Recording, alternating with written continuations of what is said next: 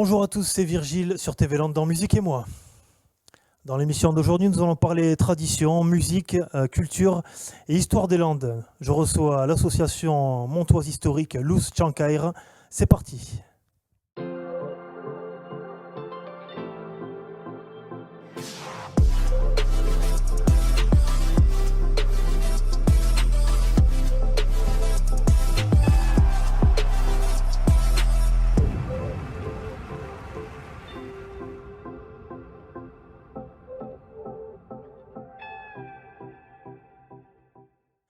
Bonjour Rémi et bienvenue dans Musique et moi. Vous êtes le vice-président de l'association Luz Txankaïr. Bonjour Virgile, ça va? Oui, ça va, nickel. Aujourd'hui, en fait, je voulais parler déjà de cette association mythique de Mont-de-Marsan, un petit peu votre passion. Comment est arrivée cette passion pour les échasses? C'est assez particulier. Alors moi personnellement, la passion elle est familiale. Mes parents se sont rencontrés dans un groupe d'échasses, donc D'accord. je suis tombé dans la marmite quand j'étais petit, comme on dit. Le patrimoine, c'est plus un patrimoine culturel qu'un divertissement, les échasses, on peut le remarquer quand même. Est-ce qu'on peut parler un petit peu de l'histoire des échasses? Comment les échasses en sont apparues dans les Landes? Alors effectivement, les échasses c'est culturel, c'est traditionnel. C'était les bergers qui se servaient des échasses pour garder les moutons et du coup avoir les pieds un petit peu au sec et pouvoir voir assez loin derrière la lande dans les prairies avant qu'il y ait tous les pins dans les landes, quoi. D'accord. Et du coup, après, ça a pu. Ils s'en sont servis pendant combien de temps comme moyen de déplacement? Ça a duré plusieurs centaines d'années peut-être. Voilà, ça a duré très très longtemps. Il y a des traces d'échasses un petit peu partout dans les Landes depuis très très longtemps. Et même après, quand les pins sont apparus, les échasses ont toujours existé pour les facteurs qui continuaient à traverser la Lande comme ça, ou après au moyen de divertissement et même de groupes d'échassiers qui ont commencé à être créés à ces périodes-là, quoi, pour les danses. C'est un peu la plantation des pins qui a fait peut-être que les échasses ont moins servi de moyen de locomotion. Ouais, c'est ça en fait. La plantation des pins par Napoléon on va dire, a anéanti les échassiers pour les bergers. Mais après, ça a continué dans des groupes de danse et dans des choses comme ça, quoi. On peut remarquer l'évolution des échasses, c'est un moyen de se déplacer. Après, ça a été aujourd'hui un divertissement et maintenant un spectacle. Cette évolution, elle a été logique pour vous dans l'association? Vous avez vu évoluer les échasses de cette manière? Oui, bien sûr, il y a déjà depuis longtemps des courses d'échassiers, des groupes de danse avec du folklore. Et on essaye d'évoluer au fur et à mesure. Il y a même des assos qui font un petit peu du contemporain avec des échasses. C'est la manière de faire, c'est l'évolution, quoi. Est-ce que le fait de faire des échasses, on est un peu obligé d'apprendre un peu le gascon? C'est une question complètement... Alors non, on n'est pas obligé. inédite. Nous, dans notre association, on fait pas on parle pas en gascon, on chante pas non plus. Mais après, il y a toujours des petites choses qui se disent, ne serait-ce que dans les noms des danses. Donc il faut avoir Ouais. un minimum de connaissances. Un peu d'accent. Mais bon. Et un peu. C'est souvent des Landais qui sont échassiers, hein, du coup, non? Ou pas forcément? Non. Pas forcément. Les Landais, c'est presque trop basique. Enfin, il y en a beaucoup qui viennent pas parce que ils voient ça depuis longtemps.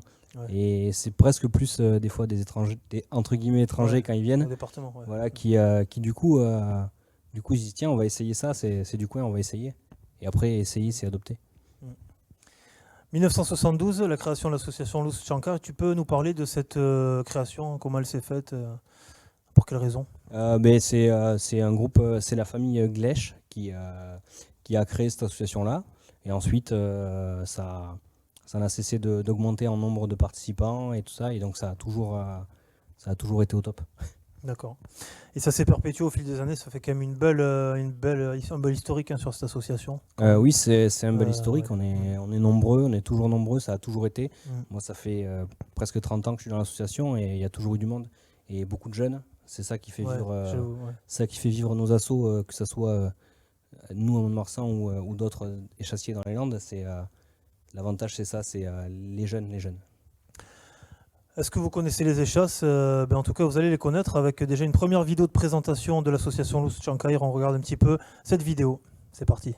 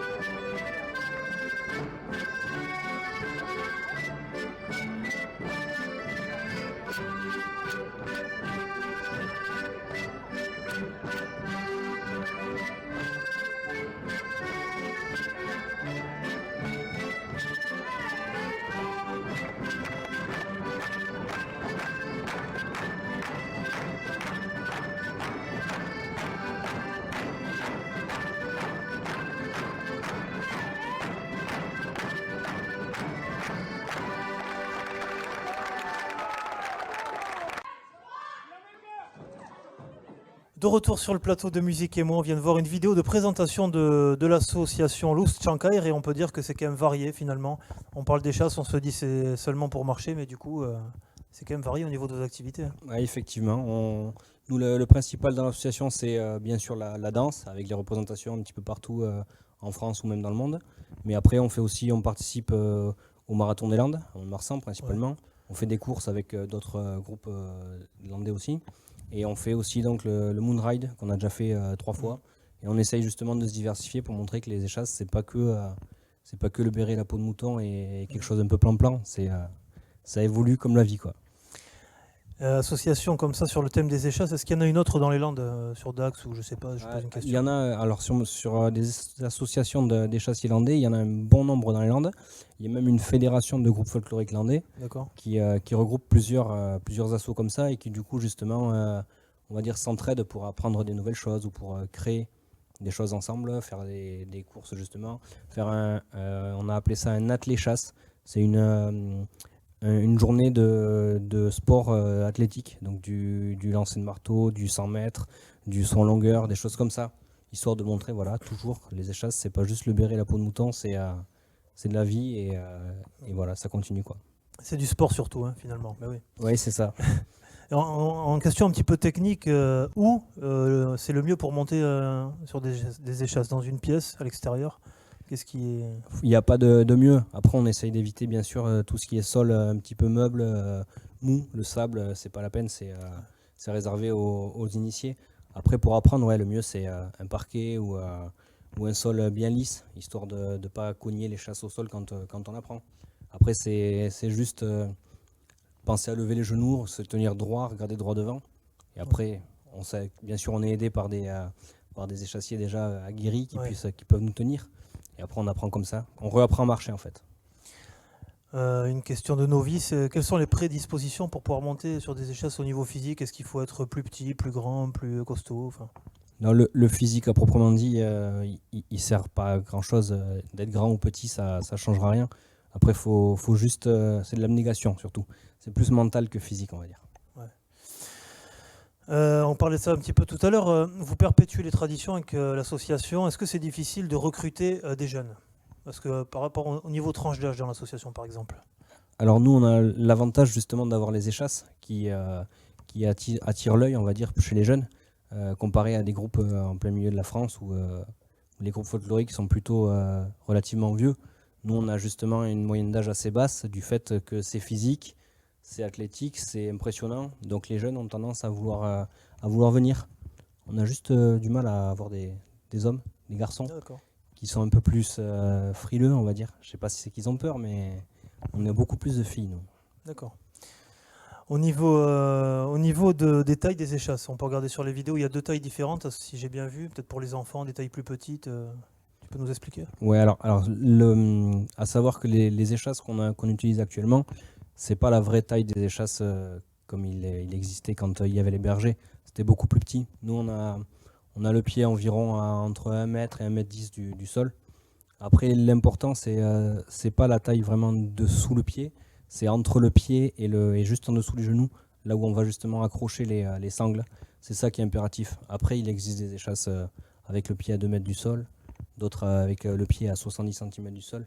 On utilise pour le moonride, par exemple, des échasses beaucoup plus petites qui permettront de pouvoir marcher dans l'eau, dans la terre, dans le sable et d'être plus maniable.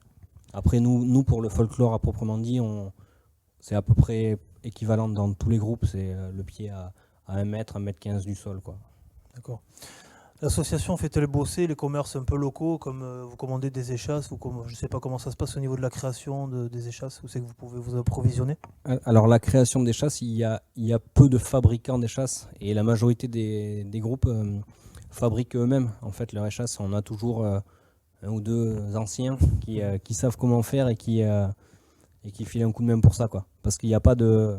Ça se trouve pas comme des rollers, quoi. C'est plus dur. Il existe quelques fabricants, mais c'est relativement cher. Donc on ne peut pas, nous, en tant qu'asso, se fournir essentiellement chez des fabricants comme ça, quoi. Très bien. Une deuxième pause musicale dans Musique et moi. Vous avez choisi de diffuser une vidéo un peu plus... Avec une petite danse essentiellement, ouais. Présentation d'une danse. Bah, c'est parfait, on va regarder ça. C'est parti.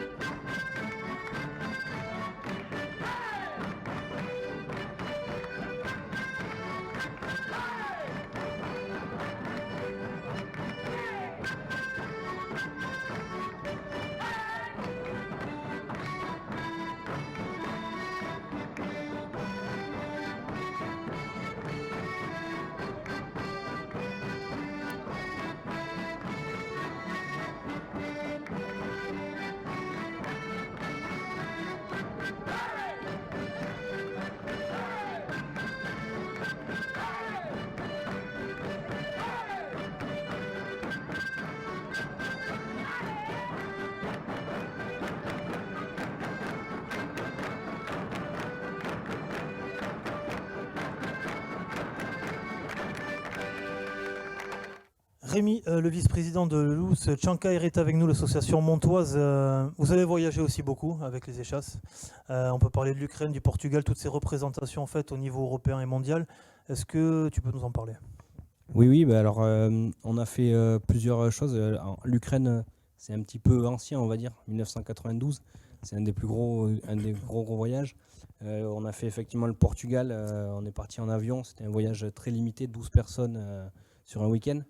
Ça, c'est exceptionnel. C'est un gros festival avec de l'art de rue, avec du folklore, un petit peu tout mélangé. Ça, c'était vraiment bien. On a fait l'Espagne en Galice, donc juste au-dessus du Portugal, un festival celtique qui invite tous les ans une association traditionnelle autre que celte. Et on a eu la chance d'être invité 2 années d'affilée. Car la première année, sur les petites scènes, on va dire, quand ils ont vu ce que ça donnait, ils ont dit on veut vous voir l'année prochaine vraiment sur les grandes scènes. Une scène un peu genre festival, c'est un peu du baba cool. Et c'était vraiment exceptionnel. Après, il y a des choses plus traditionnelles. Un festival en Belgique avec quelques assos. On a pu croiser du folklore de Taïwan. Il y avait des Québécois. Et on dormait chez l'habitant en plus en Belgique. Donc ça, c'est exceptionnel. On fait des rencontres. Après, on devient amis sur Facebook ou comme ça avec des gens de Taïwan, avec des Québécois. Il y avait des Tchèques. Et ça, c'est de l'échange. Et c'est ça que nous apportent en fait les échasses, quoi. C'est la connaissance des autres personnes. On partage nos traditions et on apprend celles des autres, quoi. C'est beau en tout cas, et c'est vrai que ça fait aussi connaître les Landes à travers le monde, hein, ce département de français. Pour eux, c'est vrai que voilà, ça leur fait découvrir aussi, je pense. Oui, c'est ça. Et puis le public en général est attiré un peu par les échasses et du coup échange beaucoup plus avec nous qu'avec d'autres assos, je pense. D'accord.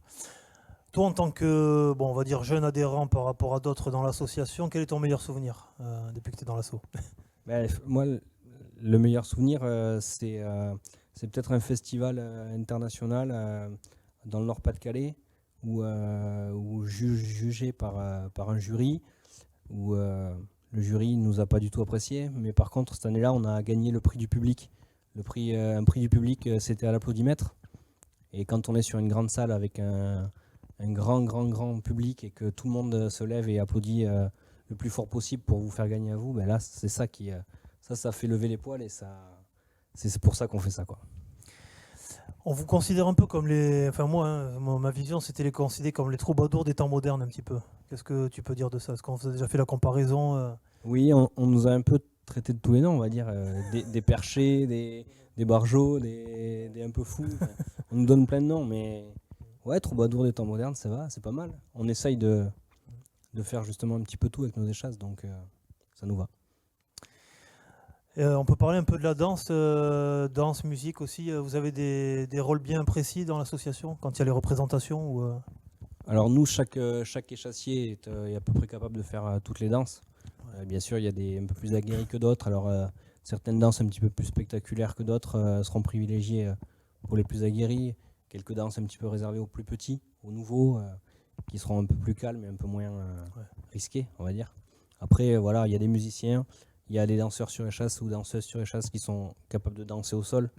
On a des jeunes qui font aussi bien de la danse que de la musique. Nous, on est complet. Bon, le Covid a été aussi une pierre angulaire depuis l'année dernière. Comment ça se passe au niveau activité de l'association? Stand-by total ou un petit peu d'actu quand même pour vous? Alors ça a été très difficile, parce qu'il y a interdiction de s'entraîner dans la salle qu'on a habituellement. On a essayé de faire un petit peu d'entraînement en extérieur, de répétition en extérieur. Alors avec l'accord de la mairie toujours pour pas faire n'importe quoi. Mais du coup on a essayé un petit peu. Alors, c'était septembre, il pleuvait, c'était un peu dur. Là on a essayé de trouver un petit lieu couvert. Mais c'est difficile. Là c'est stand-by depuis quelques semaines à cause des dernières dispositions. On attend avec impatience la reprise. Est-ce qu'on pourra vous croiser peut-être au Forum des associations en septembre? Tu es plutôt optimiste sur cet événement ou, Ouais, j'espère que ça pourra le faire. En tout cas, on met tout en place. On est déjà inscrit pour pouvoir y aller dès que possible, quoi. Bon. C'est parfait. L'actu, donc on peut retrouver les liens pour s'inscrire dans l'association, avoir des questions, vous poser des questions. Oui, bien sûr, on a le site internet, et on a surtout, on privilégie beaucoup la page Facebook, où on a pas mal de vidéos, on a des présentations de membres, on a un petit peu tout ça. Donc là, vous pouvez nous contacter, il n'y a aucun problème. Donc Luz Chankaira, tout simplement. C'est ça. Ouais. On est obligé de te poser cette question aussi, on est sur TV Land. Quel est en fait, le mot qui peut définir le mieux les Landes pour toi? Le bonheur. Le bonheur. C'est juste ça, ouais. On a le plus beau département des Landes. Ouais. On a la plage, on a des grandes étendues, on a la montagne qui est pas loin. Elle est pas chez nous, mais elle est pas loin. On n'a pas trop de Parisiens qui viennent, donc on est quand même encore bien. Yes, c'était Véland en tout cas, toujours un plaisir d'avoir aussi vos réactions aussi. Et Luz Chankaira, vous êtes vraiment aussi légitime pour aussi donner aussi votre avis sur les Landes, puisque c'est vraiment les traditions que vous perpétuez en tout cas. C'est parti, maintenant on va passer à la rubrique Les bons plans sur Musique et moi. Akhenaton est de retour avec un morceau qu'il a sorti très récemment, La fin de leur monde avec FIM. Il a changé, à l'époque c'était La fin FIN avec son comparse Shuriken. Un titre de 19 minutes, c'est qu'un seul titre qu'il a sorti, totalement gratuit, que vous pouvez retrouver sur les réseaux et également sur YouTube. Un morceau qui dénonce un petit peu l'actualité sur 19 minutes, c'est affilié à un poème. Il a même été sorti en livre ce morceau. Donc je vous invite vraiment à voir ce morceau qui est assez à écouter et à lire ce titre assez fabuleux de Akhenaton, La fin de leur monde.